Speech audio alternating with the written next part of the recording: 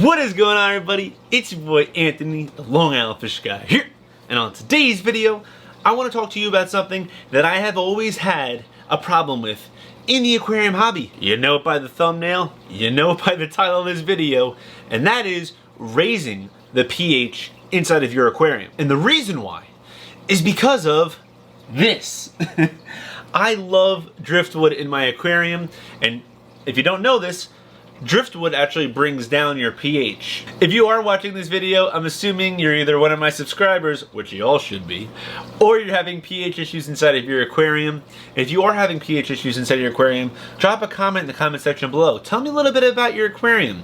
What size is it? What type of fish you have? What type of decorations you have? And it'll kind of go along with the conversation as to why is the aquarium having such pH issues. If you're not subscribed to my channel already, be sure to subscribe so you don't miss any other content like this. Well, you might be saying to yourself, well, why is my pH so low? What's going on here? Is it my water? Is it my tap water? I tested my tap water. It's like 7.6. Why is my pH in my aquarium 6? That's because when your fish poop, you overfeed, you got driftwood in your aquarium. These are all things that contribute to having low pH in your aquarium. It's an issue that most people have unless you have African cichlids. And you might have coral as your substrate. Crushed coral, that is. And we'll get to that crushed coral in a little bit. So you test your pH like how I always do on this aquarium and all my aquariums really, and it's low. It's low. It's around 6, could be even lower than 6. The API Master Kit, it's a great kit. I'm going to drop a link in the description below. Don't use the test strips. It's not accurate all the time. The API Master Kit for freshwater and saltwater will make sure that it gives you a very accurate test every time. So on today's video, I'm going to show you one tip to improve the pH in your aquarium. What you're going to want to do is get 3 different things. You're going to need a bucket. You're going to need crushed coral gravel, which is like coral gravel that you would actually use inside of an African cichlid tank.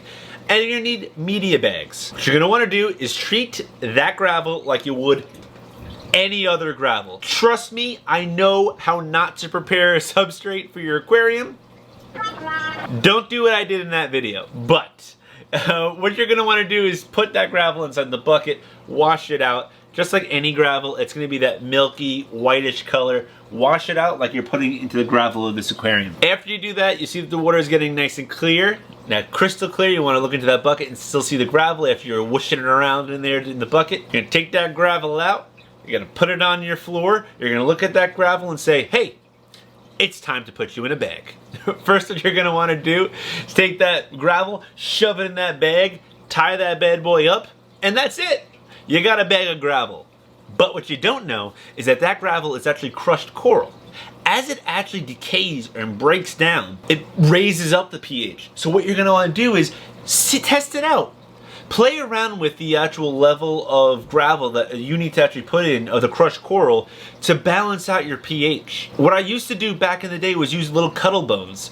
If you know what cuddle bones are, they're for like little parakeets. I think they used to rub their noses on or do something with their beaks. I don't know, I'm not a parakeet guy. But I do know that they actually utilize it for that. But what you could do, or I think also for turtles as well, you could actually use cuddle bones for turtles. What I used to do in smaller tanks, like a 29 gallon or 20 gallon, is I used to take the cuddle bone and put it into my filter. That was it. Take the cuddle bone, put it in the filter, and the same thing, it's like a bone. The calcium in there will actually break apart and buffer the pH. For a big tank like this, the 125 or like my 75 gallon, which is right over here, you can't do that because you're gonna need like 35 cuddle bones to put inside there to buff the pH. So what I did was I took that little baggie that I made and I put it into my filter. Why? Why don't you just put the gravel inside the aquarium and say, hey, I added the gravel, I added the crushed corals like I should have done, and it's in the aquarium. What if you put too much in? And now you have like an African cichlid tank in there, but you got maybe corridors in there or fish that need lower pH. How are you going to get that gravel out? You're going to have to remove all this gravel, you're going to create a whole mess. If it's in the bag, you can pull out as much as you need. And what I do, because I don't want that bag to take up as much media as I can, after I got the right mix of it, I tested my water obviously, I got a good read. Look at that read. It's about 6.8, 7 maybe.